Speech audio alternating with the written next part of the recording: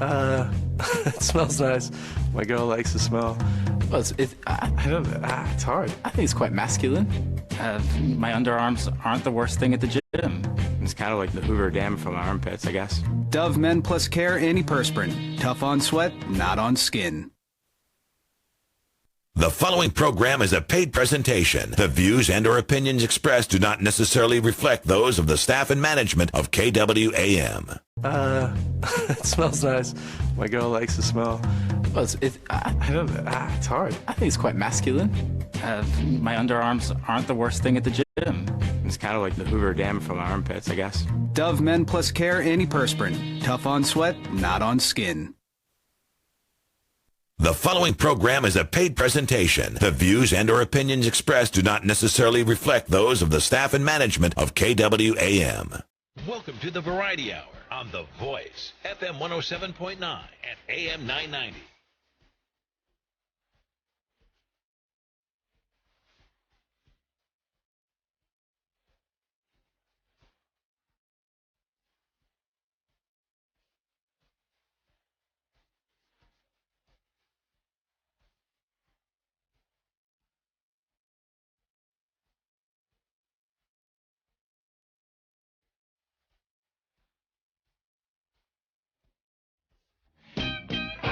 This is the Memphis Real Estate Hour on KWAM. And now, here's your host, Dean Harris.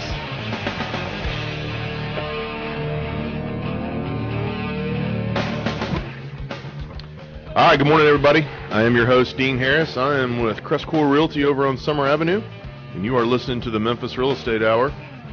Thank you guys for tuning in at FM 107.9, AM 990. Or even for those of you who are streaming us on the internet at kwam990.com. The Memphis Real Estate Hour is an investment real estate show that will give you information to move into the investment world. Guys, I have local and national professionals that come on this show. We talk everything and anything investing. I also remind you every single show that I am an investor, so if you have that old home you need to sell quickly, it's burned down, trashed, you inherited it, it doesn't matter to me where it is, what condition it is in. Give me a call, 901-619-6170, and I'll make you a cash offer on that home today. So again, if you've got that old torn up house, needs and lots of repairs, whatever it may be, just feel free to give me a call and I'll help take it off your hands. We're on Facebook Live, guys, so if you're tuning in for the first time on Facebook Live, welcome. It's been a huge addition to the show. We're reaching many folks that we didn't think we were able or going to be able to reach, so it's been really exciting. We're also going to give away a free $100 Visa gift card again today. We're going to have a few of these in a row just to see if we can get some interaction from you listeners out there. So pay attention this morning as we start some of our details. We're going to give away that gift card in the second segment after around 8:30ish, somewhere in that ballpark. So last week on the show, guys, Dan Butler was in the studio, and we talked about why real estate and why Memphis. Had awesome feedback to borrow and leverage some of your money and obtain rental properties. We're going to go through what these banks look at and what are these 5 C's. The trivia question will be around 8:30, like I mentioned, for the $100 Visa gift card. And you cannot win this twice, Mr. DeMario. So he won last week, so you can't win twice. Yeah. So we'll do that here shortly. I'll have the investment of the week as well, a little bit after our trivia question, so stay tuned for that. And then today, if you want to ask some questions that we can answer live on the air, feel free to get on the Facebook Live feed, type your question in there, and then we will check it out at a break and answer that question for you. So a little bit different format today. We're going to jump right into our topic. I feel like it's good to go ahead and get right into the meat of the show. So, Dan, welcome to the show. Yeah, thanks for having me. Absolutely. Let's get into the 5 C's of credit. Character, capacity, capital, collateral, and conditions. We're going to break each one of these down into what a bank looks at, what they look for, because it's not necessarily 100% of what your debt-to-income ratio is, what your capital investment is. It's not 100% involved with that. Let's talk about this first one, character. What do you when you think of character when it comes to credit, what are some of the things you want to highlight and point out to our listeners? Well, I think, it's funny. I told one of the bankers that we work with yesterday that we were going to talk about this on the show, and I mean, he was so excited. He was just like, yeah, the ears perk up. I think it must be taught in the banking school, yeah. When they when they get first to become bankers. But rite of passage, almost. Rite of passage. That's right. This is how you get into banking. But I mean, as I worked on this weekend and talked to people about it, I think that, it's amazing how important every one of these 5 C's are. So just for our listeners to understand, sure, it's not like you pointed out, it's not just having a debt to income ratio. It's all these things that sum up together to make you a great borrower. Right. And if you read Rich Dad Poor Dad, the whole other people's money, OPM. Yep. And there's good, I truly believe there's a good difference between a good debt and a bad debt, right? Absolutely. And what we're going to talk about today is just good debt, where you're putting something towards an asset that actually can appreciate or return a cash flow. Yeah. There's a distinct difference between good debt and bad debt. Yeah. A wakeboard boat is not good debt, right? Credit card debt is not. Credit cards, yeah, that's right. So we'll get through. We'll get through some of that. But yeah, character. There's really 2 parts to it. There's, the banks are going to look at your credit history. Yep. What's your past? What's it look like on how you paid your debts? How you borrowed? What was your percent? Pay on time? Those kind of things. Mm-hmm. So that's from a character standpoint. There's the credit history, and we can dive into that. And then there's also kind of just true character traits, trust, integrity, and all that stuff. So I think we should start with kind of the credit history part first, and then dive into kind of the real moral integrity type. Because it does matter, some of our notes here, on time 100% of the time, sometimes late, always late. I mean, you can be a habitual late payer, and that's a negative. I mean, you might be current, but if you're late every single time, I guess, it shows the capacity that you have to maybe even miss one. Yeah, I mean, one of our bankers that were good friends of ours, they made a comment that we're one of their best clients. And we're kind of you got thousands of clients. What's that mean? He's like, and he's kind of joking, but he was serious at the same time. Yeah. And his point was, you pay your payments on time every month. And it's amazing how far that goes. Yeah, that's and we looked at him and was like, are you seriously that? A lot of people don't. And he's like, yeah, there's a very high percentage that don't do that. They might pay a day late or a week late, or they got that 30. There is a window that they give you in your notes before late fees kick in, and that kind of like paying rent. It's due on the 1st. That's right. That's when they want it. But yet our office is flooded on the 5th. I mean, cars are lined up. That late payment. And then on the 6th, they're coming in just, hey man, please. Yeah, I couldn't get here last. Whatever. It's really the 5th for me because I worked last night. That kind of thing. But late is late, right? So. And God help us if the 5th falls on a Friday. Yeah, that's right.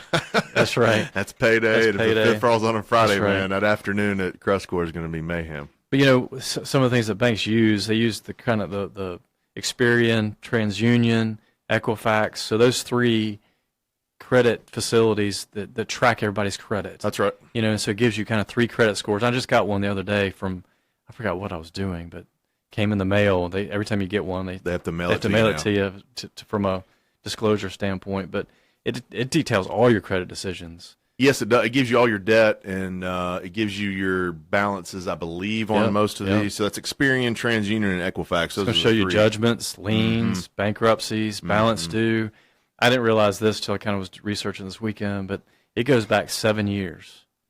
So once you do something 7 years ago, it's on there. It's on there, man. It's so just think about that. Anything you did at 2010, especially if you think about it for our listeners, that was a bad time for people. Absolutely was. Right? So whatever you did in 2010 is still affecting you right now. Does that make sense? Yeah. It's still, you can't hide. hide. It's still there. In our notes here, we wrote, "You cannot hide." That's right. And that's great. When I was doing this, one story came to my mind that I thought was a good one to share with the listeners. Mm-hmm. I've always been one to pay debts as soon as they're due, or a hospital bill or whatever it is. Try to pay it all in full, no payment plan. And right. So I listened to a buddy of mine. He's like, "Oh yeah, I just put an MRI. I had an MRI for my neck, And he's like, oh, I just put that on a payment plan. And then you save your cash. You still have your cash. And I was like, oh, that sounds like a great idea. So I did it. You know, this is like several years ago. Mm-hmm. Didn't think anything of it. Oh, yeah, you just pay $100 a month, you know, for 12 months or whatever, and you're paid in full. And anyway, so I go to do something with the bank, and like they call me, Dan, your credit score's fallen 70 points. And I just flipped out. Mm-hmm. And I'm like, show me that report. Send it right now. Yeah. You know, get it to me. No way. There's no way that happened. Yeah. Well, what had happened was the hospital was okay with that payment plan, but they turned it over to a collection agency that then reported it to the credit. Oh. So it wasn't, I thought it was contained in the bank. Does that make sense? Yeah. No, I'm following you. So after that, you know what I did? Hey, bank, not bank, hospital, collection agency, here's the money. Where do I bring it right now? Pay this debt. Please give me that letter. Yeah, how'd they treat that? They bump you right back up once it was paid? Yeah, absolutely. They send a letter to all the Experian, TransUnion, and Equifax showing the debt was paid in full, all is good, and it took a couple months for it all to kick back up, but it did kick back up. So I just learned a very valuable lesson there. Really understand, short term that sounded great, long term not so great. And I'm not saying don't do that. I just say I wish I had asked a few more questions. Where does this debt go? What will happen to? Is it going to collection agency? Do they report it? Not report it? Yeah, that's something to be very conscious about because there's a lot of people that have medical bills. Mm-hmm. I think that's number one behind student debt from a creditor standpoint of what people are paying off. Medical bills, and then I think student debt is second. Yeah, in our rental side, on the property management side, medical debt is definitely number one. Right, and I think that's for anybody buying a home, anybody, you know what I'm saying? I think that's the number one. That's so crazy too with health and care and all the stuff we talk about. That's still the number one debt associated with people. There's some disconnect there, but that's a whole nother. Makes you want to look at the medical system. That's a whole separate issue. Yeah. I mean, you don't want to get me on insurance, especially for a 1099 people. No. You don't want to dive into that. But that's a great story because what it does is it helps you stay conscious and think about every angle of what you're doing here. Even though you were making that payment and making it on time. On time, that's right. I thought I was doing the right thing. Yeah, they were still dinging your credit every time because the hospital turned it over to the credit 70 bureau. Points. Man, that was hurt. That's a lot. That's a lot. That's taking you from the 700s to the 600s. I mean, if you had an excellent score of 750, you're now down barely able to get a loan for anything. That's right. Yeah, that's dramatic. That freaked me out, but that is dramatic. Okay, here's what we're going to do. I'm live in the studio with Dan Butler with CrestCore Realty. We're talking about the 5 C's of credit. We just got through with character. It's one of the first things that the banks look at. We're going to take a real quick break. Come back and hit the rest of these. Guys, you're listening to the Memphis Real Estate Hour on FM 107.9. Darling, don't you go and cut your hair. Do you think it's gonna make him change? I'm just a boy with a new haircut, and that's a pretty nice haircut. Charge you like a puzzle, hit me wearing muzzles. Hesitate to die, look around, the second drummer drown. This telephone is found. You're listening to the Memphis Real Estate Hour on KWAM. We'll be right back after this. Is it a good time to buy or refi? Is it a buyer's market or a seller's market? Are interest rates going sky high soon? Hi, I'm Ludi Calloway, the mortgage lady at iBank Mortgage. I tell my customers to ask questions, get answers. So join me every Monday morning at 8 and I will tell you what's going on in today's still changing mortgage world. Remember, most people think about mortgages a few times in their lives. I think about them every single day. Tune in Mondays at 8. Griffin, Clift, Everton, and Mashmeyer, PLLC, is a full-service law firm with over 50 years of experience in the Memphis area. Real estate closings have continued to be the forefront of their law practice, which include residential, commercial, and development real estate transactions, drafting and negotiation of real estate contracts and leases, business information, preparation of wills, probate, and estate planning. Their firm represents a number of builders, developers, investors, and local lending institutions and is approved to close transactions for most local banks and mortgage companies. In addition, they offer title search, title examination services, and title insurance through several well-established title insurance companies in the Memphis area, as well as Tennessee and Mississippi. They strive to offer services in a prompt and timely fashion while advising and representing clients in a zealous and professional manner. Should their offered services be of need, please contact William N. Griffin Jr. or any of their attorneys at 901-752-1133. They can also be found online at www.gcemlaw.com or on Facebook. Investors or buyers, if you're looking for the best customer service and most competitive rates on a home loan, come to Brighton Bank. They offer a quick approval process, fast closing, and they even finance 85% of purchase price in most cases. At Brighton Bank, they work with every kind of loan, VA, FHA, USDA programs, traditional conventional financing programs, long-term fixed financial, and bridge loans made easy. When it comes to home loans, they mean business. Call them today, 901-758-1740. That's Brighton Bank at 901-758-1740. Now, here's Mid-South weather from News Channel 3's Severe Weather Center. Brought to you by the Crescent Club, hosting the people and ideas that moved Memphis forward for nearly 30 years. Poplar and I-240. Call for a free tour at 901-684-1010.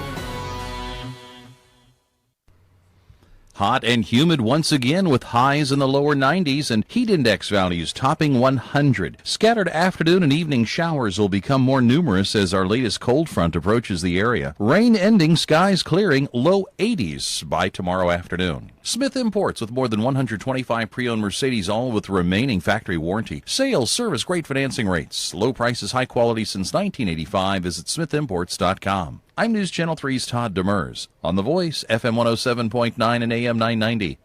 You're listening to the Memphis Real Estate Hour on KWAM. And now, here's your host, Dean Harris.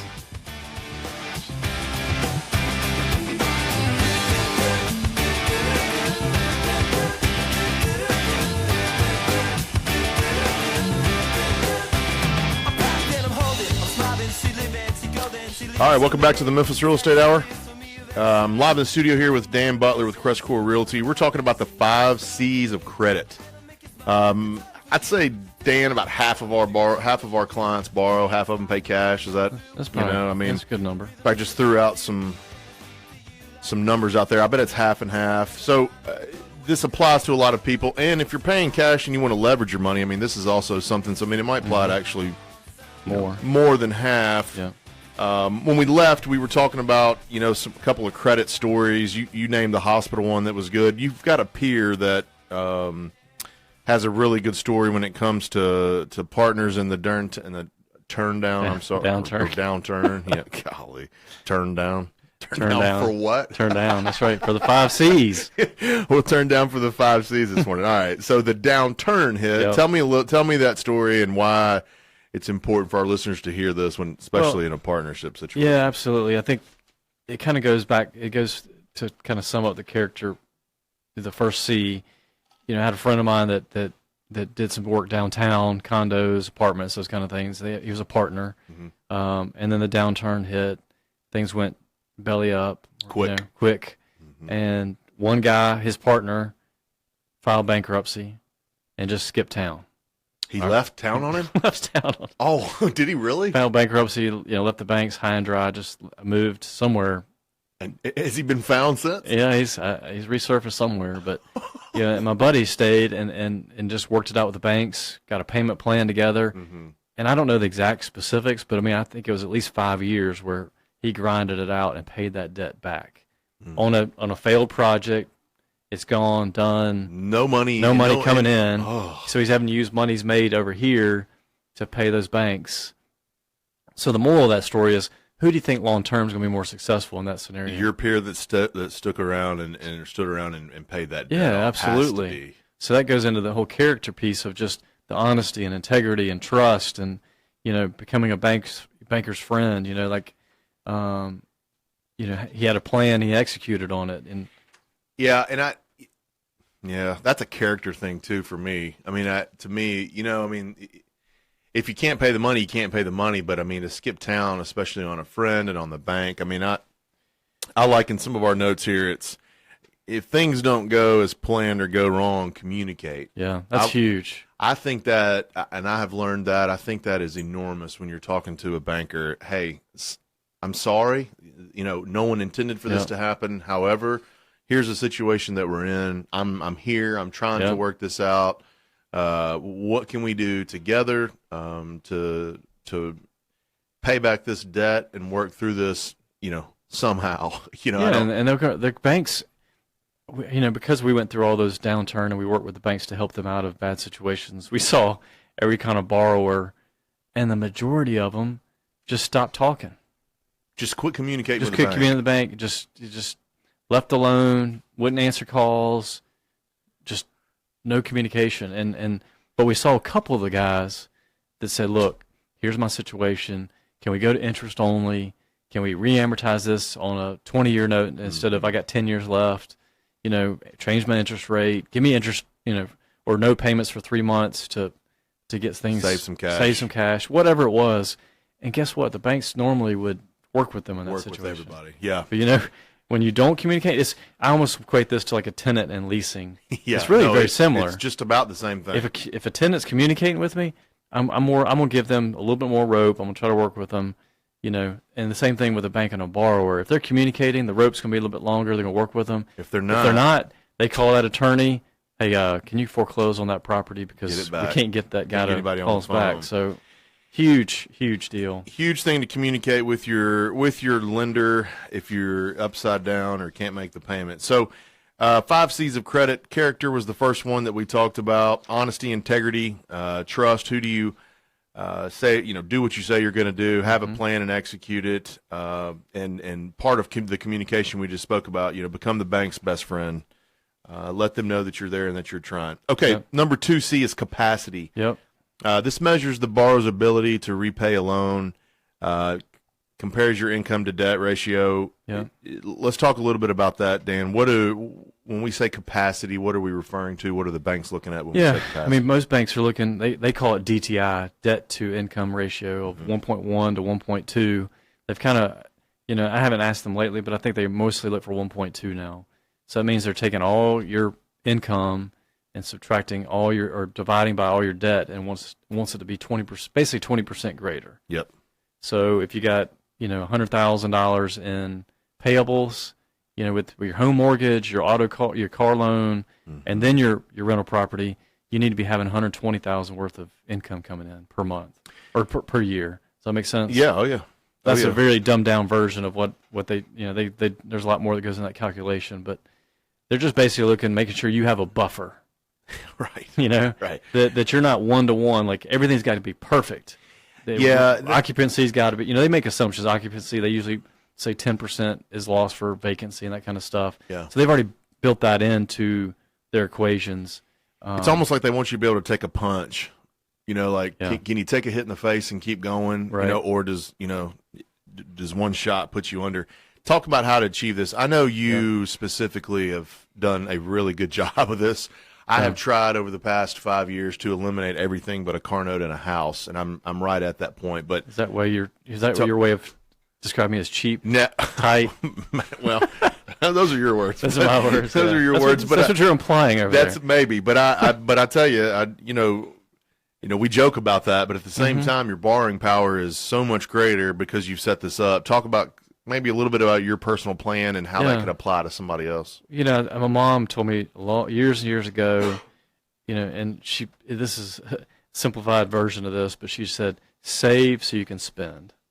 And it basically how's that play out in my life? I always kept my personal expenses low. If I couldn't pay cash for it, I wasn't buying it. I would save for it, do whatever I had to do. My wife and I, when we first got married, to save our marriage, so to speak, not literally, but figuratively. Yeah. Dave Ramsey. We went to the envelope system, and we still do it. 15 years later, we are still doing the Dave Ramsey envelope. Are you really? Oh, absolutely. We put cash in a little envelope per week. here's 100 for groceries. I wish it was that now, but Yeah, right. with inflation, Yeah. 50 for Target. Here's for the dog fund. Here's for Christmas. We put it all in an envelope, and once the money's gone, it's gone. And so you look at our checking account, and it's got 10, 5 to 10 lines, MLG and W, stuff that you still have to get out of your. That's right. I'm not going to take cash down to MLG and W on not? summer and pay my bill. Why, Dan? I just got better things to do. I don't want to wait in that long line on a Friday afternoon. The DMV and MLGW are run by the same people. Yeah, so and then no credit card debt, always paying that on time, and just, we use credit card as just a tool, and more for protection. Like I don't use my debit card to pay expenses because I don't want that exposure with my account number, right? But I use my credit card because you got protection, they got insurance and those kind of things. Yep. So, and then on a capacity side too, have liquid assets, stocks, cash. I talked to my wife about this last night. She wants to save up for something. I'm like, well, let's get the money to here in the bank account, and then we'll start diverting over here to save for what you're wanting to do. And so having that available. And then something people don't realize from a capacity standpoint that banks don't, they like to see the 401k, but it's almost like they don't count it. Because it's hard to get. It's hard to get. Yeah. I'm going through an exercise with my financial planner today, a couple of days ago. Hey, can I convert that to something else so I can get that cash and use it to loan or invest in something else, whatever that, buy more properties. And there's a 10% penalty. There's 30% tax. They make it tough. They make it tough. I mean, you take this pile of money and it basically cuts in half by the time the government gets a hold of it. And that's on purpose, right? Because they don't want you to touch it until 59 and a half. So all that to say that they don't use that. But the length of the stay on your job, I think, with capacity is huge because a lot of people, don't understand that. But your stability is what a banker's looking at when it comes to your job. So when they say, how long have you been on the job? 12 months. Well, that, to them, that's a sign of instability. Right. The longer you're on your job, I like that one. So I think I talked to a guy yesterday. I think they want at least 2 years. Some banks want to see 3 years. So, in that example, if you went from making $50,000 a year to $100,000, yep, and you're trying to do this big project that really needs you to have a $100,000 salary to kind of support the thing, then they're going to want you to see you there more than just 3 months. And again, it's almost like from the tenant standpoint as well, like leasing. We don't want to see somebody that just started a job a month ago. 4 paychecks. You're ready to borrow. And it's like, yeah, we're ready to lease a house that's $1,000. Well, maybe not. Maybe not. So, guys, we're live in the studio with Dan Butler of CrestCore Realty. We're talking about the 5 C's of credit. Character was our first one we talked about. Some of the communication with the bank and just you being a good person versus a bad person. Capacity was number 2. We just talked about the ability to borrow, what banks are looking at, and how you're able to borrow this much, keeping your personal expenses low. Yep. Number 3 is capital. Right. Capital, of course, referring to cash and how much you're willing to put in this. But Dan, talk about that for a few minutes. Why is capital important? What do banks look at when they refer to capital from a borrower? Well, the bank is looking for, they always say skin in the game. Yeah. And why do they want you to have skin in the game? Which is funny because I don't want to put skin in the game. None of us want to put skin in the game. So not really. So that's where we're polar opposites in this game of real estate and leveraging and other people's money. And the reason they want to do that is, they're trying to reduce their risk. Mm-hmm. So if you got something that's worth $100,000 and you're buying it for $90,000 and you want it, for $90,000, they know that if they had to take that thing back, they're not going to be able to sell it for $90,000. No. I have an old running joke with one of my banker buddies. He goes, "Why is it when you bring me a house, the same house, and you bring it to me to finance, it's worth $50,000, but when I'm trying to get you to buy it, it's worth $20,000?" It's because I don't know. Yeah, because you got the bank. They're stuck, right? They are stuck, and they're gonna have to sell that for a deal, right? Banks have told me 100 times. I've had bankers tell me, "We are not in the real estate business. We're not in the real estate business. They don't want to be. They don't want to be. They don't have the ability or the capability to sell a house. They just don't. It's not in their line of work. So this capital is huge for them. Yeah, so if you put more money down. Because they have amortization. They don't want to they don't like to see 30-year amortizations. I know that's a popular product for Fannie Mae for investors to use, and that's great. But local banks are they're not going to go for that. They want 15. You have to talk them into 20, and you got to be a really good borrower and have a good reason why, maybe commercial notes and stuff. But, they want to see you put that more money down so the note is lower. Yep. And so if the note is lower, what does that mean? That goes into that whole debt service, that ratio, right? So if you got a $600 payment because you only put $0 down, or $400 payment because you put $20,000 down, they're going to much rather you push you towards the $20,000 down to get to that $400 note, right? Absolutely. So and it keeps them protected too from the cash standpoint. Yes, and then you got the whole piece where again with your job and stability, how well can you support yourself if your job that asset you're buying after you put the money down, can it really support itself? And that we can go in. That's a whole show of what happened with a lot of those guys in the early 2010 where they over leveraged and all that stuff. But I got a funny story about that one too. Yeah, the banker called the loan. It was during that time, and he said the guy didn't put any more down than 20%, 15% on every single house. Every single one had several of them, and then all of a sudden the crash comes. Whatever. He said he walked into the bank with a Ziploc bag full of keys. Just hand him the keys. Said, good luck. Said good luck. He said, "Man, I can't do it. I can't do it. So here it is." Wow. Dropped it off. That's our guy Tully. Said he had a client come in literally with a bag. I said, like a Ziploc bag. He goes, a Ziploc bag, a gallon bag, with all the keys labeled on there. Set it on my desk. Well, at least he communicated. Waved at. Yeah, he communicated. All right, that's right. He said, "Tapped out. I'm out." That's right, guys. We're live in the studio. We're gonna take a real quick break. I've got Dan Butler with CrestCore Realty. We're talking about the 5 C's of credit. As soon as I get back, it smells nice. My girl likes the smell. Well, I don't know. It's hard. I think it's quite masculine. My underarms aren't the worst thing at the gym. It's kind of like the Hoover Dam from my armpits, I guess. Dove Men Plus Care Antiperspirant. Tough on sweat, not on skin. The following program is a paid presentation. The views and or opinions expressed do not necessarily reflect those of the staff and management of KWAM. Welcome to the Variety Hour on The Voice, FM 107.9 and AM 990.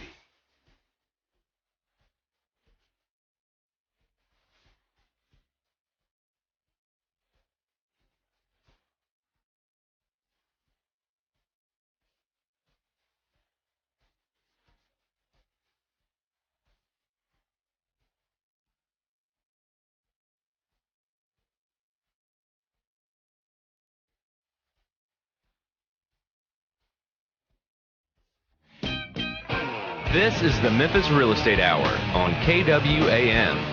And now, here's your host, Dean Harris.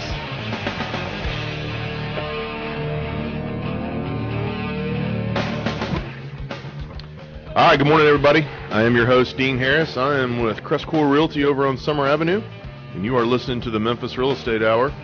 Thank you guys for tuning in at FM 107.9, AM 990. Or even for those of you who are streaming us on the internet at kwam990.com. The Memphis Real Estate Hour is an investment real estate show that will give you information to move into the investment world. Guys, I have local and national professionals that come on this show. We talk everything and anything investing. I also remind you every single show that I am an investor, so if you have that old home you need to sell quickly, it's burned down, trashed, you inherited it, it doesn't matter to me where it is, what condition it is in. Give me a call, 901-619-6170, and I'll make you a cash offer on that home today. So again, if you've got that old torn up house, needs and lots of repairs, whatever it may be, just feel free to give me a call and I'll help take it off your hands. We're on Facebook Live, guys, so if you're tuning in for the first time on Facebook Live, welcome. It's been a huge addition to the show. We're reaching many folks that we didn't think we were able or going to be able to reach, so it's been really exciting. We're also going to give away a free $100 Visa gift card again today. We're going to have a few of these in a row just to see if we can get some interaction from you listeners out there. So pay attention this morning as we start some of our details. We're going to give away that gift card in the second segment after around 8:30ish, somewhere in that ballpark. So last week on the show, guys, Dan Butler was in the studio, and we talked about why real estate and why Memphis. Had awesome feedback on that show as well. So it's on the Facebook page, the Memphis Real Estate Hour Facebook page. You can go back and listen to last week's show on why we say invest in real estate and then why we say invest in Memphis real estate. So go check that out if you're interested in what we talked about last The people and ideas that moved Memphis forward for nearly 30 years. Poplar and I-240. Call for a free tour at 901-684-1010. Hot and humid once again with highs in the lower 90s and heat index values topping 100. Scattered afternoon and evening showers will become more numerous as our latest cold front approaches the area. Rain ending, skies clearing, low 80s by tomorrow afternoon. Smith Imports with more than 125 pre-owned Mercedes, all with remaining factory warranty. Sales, service, great financing rates. Low prices, high quality since 1985. Visit smithimports.com. I'm News Channel 3's Todd Demers on The Voice, FM 107.9 and AM 990. You're listening to the Memphis Real Estate Hour on KWAM. We'll be right back after this.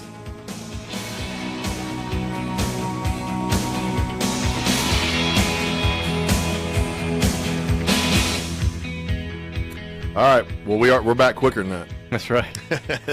I'll be ready. That's right. I am ready. All right. Here's our trivia question. Free Visa gift card. $100 free Visa gift card if you can answer our trivia question here. What were the three credit bureaus or agencies that we mentioned earlier that check your credit and report to create your beacon score? The three credit agencies that we mentioned earlier in the show. Go to the Facebook Live page. Type that in the comment section. The first one to type it in there will win a free $100 Visa gift card. You can pick it up at our office. All right, and also I'm going to give you the investments of the week real quick here, guys.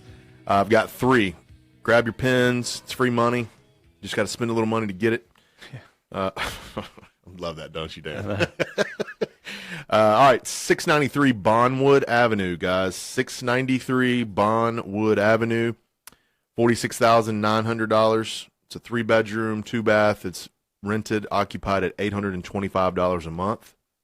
It's a great property, great rental area. Love this property here. 693 Bondwood Avenue, 46.9, and it's occupied at $825. Number two here, 1604 Per Year, Puryear Road. This one is $49.9. It's also another great residential area up there in Raleigh. $775 is the rent on this one. And then down in our favorite neck of the woods, 38118-116 area, Whitehaven, I've got 529 East Shelby Drive for $35,900, and it's occupied at $600 a month. So that's a great number for that area of town. So there's three good ones. Don't ever say I didn't give you anything. That's right. Free money. 693 Bondwood, 1604 Per Year, and 529 East Shelby Drive. If you've got questions about these or if I went through them too quick today, which it sounds like I did, call me after the show, 901-619-6170. That's 901-619-6170. I'll be happy to give you more information on that. Or if it's easier for you guys, just email me at dean@crestcore.com.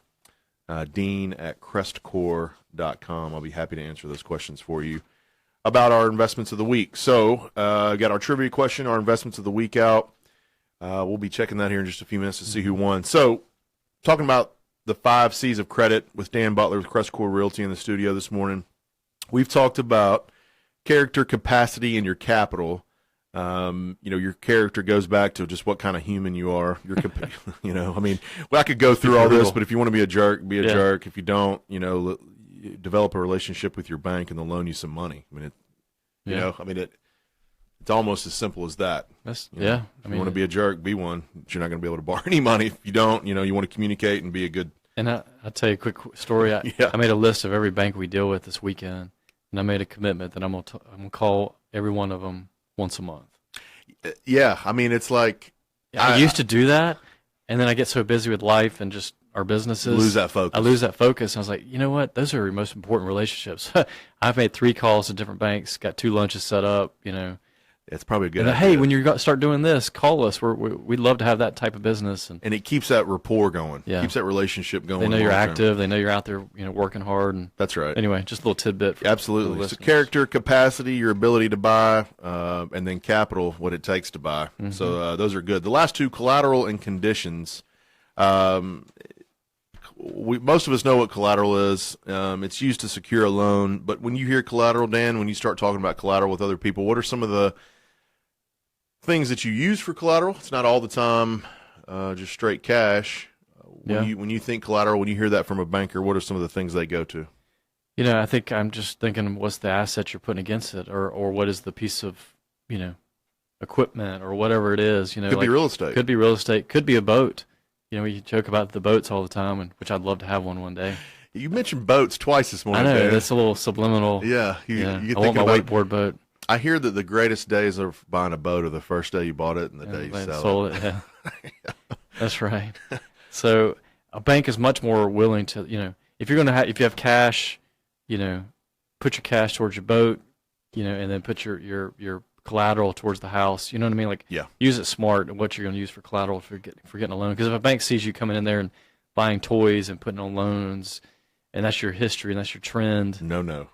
Versus, I'm buying assets that are doing this and they're returning this and moving forward. And, and they're going to look at what kind of deal it is. The collateral, is it a house in, say, Cordova that's a 3-2, it's renting for $1,000 a month and you got it for $80,000, or is it in a war zone that, it sounds like it's $30,000 house, $600 rent, which there are some good ones, obviously, right. in those type of houses, but which one is the bank more likely to want to lend to, right? Even though the difference in price is $50,000, right? They're looking at the stability of that asset, but the better the deal, the more willing the bank is to loan. Yeah, and which goes back to our favorite saying, which is buy it right. Buy it right. You know, if you don't buy it right, it doesn't make any sense. A lot of people ask me, Dean, is this a good deal?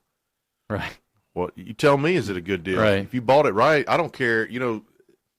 That is such a. I could do an entire show on buying it right. Yeah, because a lot of people say, well, why would you buy something down in that area? Well, we got it for $3,000. Right. We put $5 into it, and it's renting for $400. You know what I mean?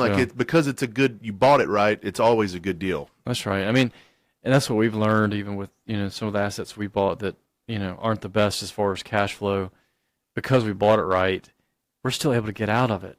Mm-hmm. Yes. and unscathed, if you will. That's what buy right goes way more than just the purchase price. That's right. It gives you an exit strategy. Borrowing power. That's why it's so important to buy right. Huge. It's next week's show, maybe. We got Wendy coming in next week, but the buy right might be a show the second half or something. Yeah, because it's extremely important. Talking to new investors, especially who haven't purchased and haven't been through a good time and a bad time or whatever, buying it right is huge. Well, and then, I was gonna say, then you get into that whole just when banks see the collateral and trying to over leverage it, that's a big deal for the banks as well. When you're trying to get money out, you hear that a lot. Which, banks have done a good job of tightening down on that. They used to be free flowing. You close on a house, have 50 in it and appraised for 80, and you get $14,000 in your pocket. That just nowadays the banks just look at that like, what are you doing? Yeah, that used to happen a lot, right? Oh yeah, a ton. That was the MO back in the day, and I could never understand it. They would refinance. An example would be you bought it for 50, it's worth 100, and you refinance it, and it's 75. And they're going to hand you 25 grand. That's right. Man, and they would do that 4 or 5 times a year, and you made $100,000 that year. You borrowed $100,000. You borrowed $100,000 to live, right? So that's why the collateral piece is so important. All right, so collateral. We're in the studio, Dan Butler with CrestCore Realty. We're talking about the 5 C's of credit. So collateral is a big one. Now conditions, we can focus on this one. Yeah, this is a good one. For a few minutes. Let's talk about conditions. We've talked about in our C's, character, being a jerk or not, your capacity, your ability to buy, capital, what it takes to buy, the collateral, what the bank is going to look at to see what you have to buy. Yep. Now, the conditions. This is interest rates, amortization, amount of principal. Give me some examples, Dan, some differences. I see in our notes here we've got a 15-year versus a 10-year on almost the same, product. Give me some examples. So, and then to add on to the conditions, it's also what is your local market doing? What is the national market doing? What is even just the economic conditions? Mm-hmm. So they're looking at all that when they're looking at this loan, not just the conditions of the actual loan with the principal interest, but So we'll dive into both those. But, if you got example I played with this weekend, you got a $64,000 note at 5% for 15 years or $60,000 note, $300 a month, just round it off. Mm-hmm. You put money down, it's a $40,000 note. They give you a little better interest rate because you do it on 10 years. Mm-hmm. And your payment's, $100 difference. Right. Which one, from their position, which one has a better chance to succeed? That's a tough one, isn't it? It is a little, because I'd argue it's the 40 because you put money in the game, you got skin in the game. So now you got skin in the game, you're going to want to stick it out. Now the payment's a little bit higher, but guess what? I should have done the amortization table for both these, but at day one on a 10-year note, you're paying on that $400 note, I bet you're paying $200 principal. Right. Day one. Yep. First month, right? Where you have to build up that steam on the $64,000 note, and you got a lot longer to go to get it. So, from an exit strategy standpoint, I was just about to say this. Go ahead. Go ahead. Mine now, I've already decided it's the 40K because I can get out. You can get out if all things are equal, or equal in the sense of I don't mind the 300 or the 415. Mm-hmm. The two overwhelming factors are I'm done 5 years quicker, and I can sell it if I'd really need to. Right. That's right. So to me, it's that one. I agree. I think that'd be a good discussion for the listeners to have offline. But sure, I think that's, and I did that with one of the community banks several years ago, and I was like, man, making me put this on a 10-year note, and guess what? Those things are almost paid off. You got like $2,000 left on the note, kind of stuff. It's crazy how quickly 10 years flies by. But that's a whole other show right there, right? Yeah, really. And then you talk about, think about what a local market condition that could affect, say, rental properties or flipping. What's some things that come to your mind when here, especially if FedEx ever were to leave? Ooh, gosh, if that were ever to be an issue. So let's play that out. What if FedEx leaves? What's that do? Oh man, that'll drive a lot of vacancies. It'll drive. Why? Because you'll have people lose their jobs. You'll have people move to another city with FedEx. You'll have move in with each other. Times will get tough. Our vacancy rate will go up higher. Yep. The rent, I don't know. You can answer this better. Would the rent go down or would the rent go up? It would go down more than likely before it would go up in that scenario because so many options. Yeah, so many options. So you're just trying to get that one tenant that's left out there that still has a job. Cut each other's right? throats till you get it. Yeah, and that happened a little bit back in the downturn. There's a couple zip codes that we had where it was, the demographic was more construction based. Yep. Working class construction, and that was the only effect I saw back in 10, 11, 12. Berkeley. I'd say the only one. Berkeley was a huge, that's a huge area for us. And when the downturn hit, people in construction had to go to other cities, move in with each other, go back to different countries, whatever it was. Yeah. And all of a sudden, my tenant base, literally overnight, not literally, but through a progression of a year, turned over to a whole different tenant base. Mm-hmm. And so, you had to adjust your rents a little bit.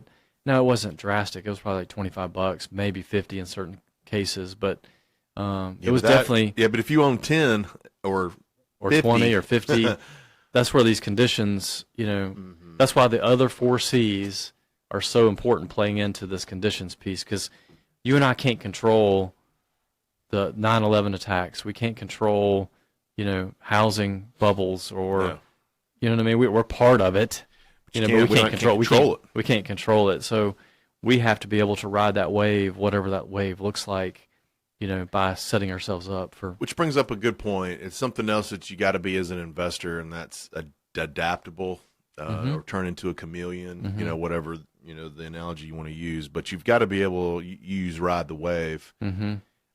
I think it's extremely important for you to be able to adjust. I've adjusted. I've been in real estate, You started new construction, didn't you? Man. How'd that work out for you? It worked out well for 3 years. Yeah, that's right. And then it didn't. It didn't, and now it could again, right? And now it's, if I felt like sitting in that model all day long for 6 days a week, it would be good now, That's right. But I have over the years, just from personal experience, had to adjust. Went from 2001, jumping into a new construction model, selling, I was 23 years old too, 22, and I was selling 4 or 5 of those a month.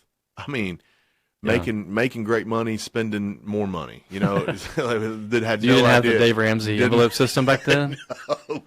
No, I did not. I had many other systems, but Dave Ramsey wasn't one of the systems I was using. No, it wasn't. So I had to adjust, and I've told many people when they ask me how long, how did you make it through there? There's plenty of other agents that did it as well, but I adjusted and found what was working and what was selling and what was hot, which was foreclosure properties, right? So it went from new construction to foreclosures, and that's how we got into it. And now I've come, adjusting into this. So it is. You've got to be able to move on the fly, so to speak, and adjust. Which kind of leads me into kind of my summary of all this. For Douglas and I, when we were going through, our iterations and, riding the waves and all that stuff, out of the 5 C's, putting that collateral down, putting money down on properties, we really didn't want to do that. And the reason we didn't want to do that is we wanted to have the cash reserves, in case something happens. Mm-hmm. And so we were, because I guess the summary for the folks listening is we focused hard on the other 4 C's. Right. Yep. And just work with the bank. Say, look, this is why we want to do what we're doing, and show them, we're not out there, living high on the hog and all that stuff. We're putting the money over here. Heck, we can leave it with you for all we care. Yeah. We just want it there available in case something happens. Sure. Yeah. No. That's the relationship part with the bank too. That's right. The strategy. We know what we're doing. They know our business. They went through it with us. Walk that walk. And that's something, I guess, in the summary for the listeners is, sitting down with your banker and going through these 5 C's and really understanding what's most important to them and what's important to you. And then, kind of your price, my terms, your terms, my price, kind of that same model. But these 5 C's, if a bank says they have to have all 5, maybe that's not the bank for you, right? That's right. But I love our last note here. Your last note. Yeah. Cannot have negotiated the 5th C without executing the other 4. That's right. I think if you take anything out of this today, it's that. Yeah. Could not have negotiated the 5th C without executing the other 4. So in other words, what Dan is saying is no way could we have gone in there and negotiated any of our conditions without having that character, not being a jerk, time. Yep. the capacity, your ability to do it, the debt income, and your, and your collateral. So this has been, to me, this is one of our better shows for content purposes, for real live information of what a lot of our investors are doing and needing. Yeah. I mean, this is not just, hey, we want to do this. They have to have it if this is what they're going to do to invest. So, well, this could help, and I'm willing to talk to somebody, over the phone or whatever I need to do to help them get this. To me, this is a roadmap. Yes. These are the tools you got to go and really think about how you're going to address them, so that you have a plan with the bank, not just walking in there. Hey, I need, we've talked about that before, joked about, hey, I'm going to buy this house. Give me a loan. It's not. Thanks a lot. Thanks a lot. That's not going to work. You got to, I use this analogy in the inner city a lot when I'm trying to talk about, you got a felony or misdemeanor, are you going to sit on the porch and blame everybody? Or are you going to get off the porch and go, volunteer or go get your GED? Correct your mistakes.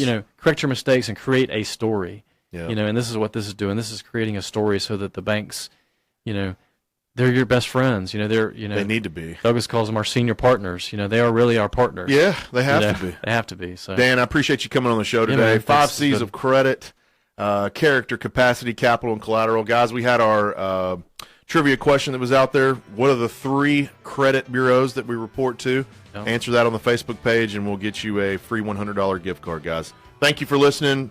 Thank you for your time. We'll be back here next Tuesday at 8 a.m., the Memphis Real Estate Hour on FM 107.9. This is the Voice KWAM Memphis. Online at KWAM990.com.